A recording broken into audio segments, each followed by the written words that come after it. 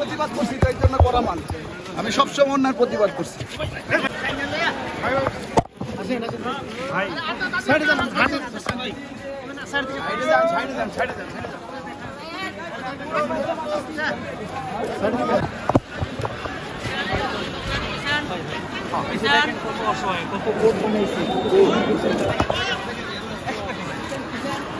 ভাই সাইডে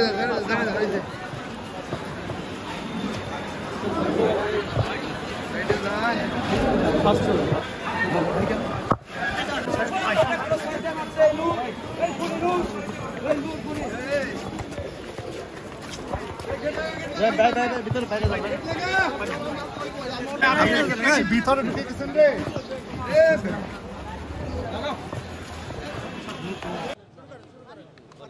আমি আমার আসামি জনাব সালমান রহমান সাহেবের পক্ষে আমি বলছি, এখানে ওনাকে আজকে নিউ মার্কেট থানার মামলা নম্বর 4/8/2024 মামলায় সোনারি দেখানো হয়েছে।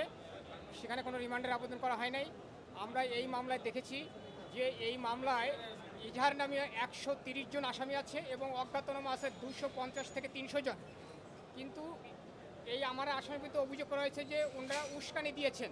কিন্তু এখানে এই 200-250 অজ্ঞাতনামা লোক বা ইজহার নামে 130 জন ব্যক্তি যারা আছেন নাম ইজহারে, এরা কে কাকে উস্কানি দিয়েছে এরকম কোনো অভিযোগ ইজহারে পাওয়া যায় নাই। তাদেরকে এইগুলার রুটিন মাফিক তারা একটা সোনাস দেখানো একটা তাদের একটা কালচারে পরিণত হয়েছে, এর কোনো ভিত্তি নাই আমরা মনে করি। এবং তারা যেহেতু আজকে দেখেছে যে এই মামলায় তার কোনো সম্পৃক্ততা নেই এবং তাকে জিজ্ঞাসাবাদের কোনো প্রয়োজন মনে করেন নাই, এই জন্য তারা কোনো রিমান্ডের আবেদন করেন নাই। আমার এই আসামি আপনারা জানেন যে সে বাংলাদেশে একজন বিখ্যাত ব্যক্তি, সে একজন বড় ব্যবসায়ী, সে একজন সিআইপি, সে বাংলাদেশের প্রথম শ্রেণীর ট্যাক্স প্রদানকারী ব্যক্তি। তার বাংলাদেশে বহু ব্যবসা প্রতিষ্ঠান রয়েছে, লক্ষাধিক এমপ্লয়ি রয়েছে।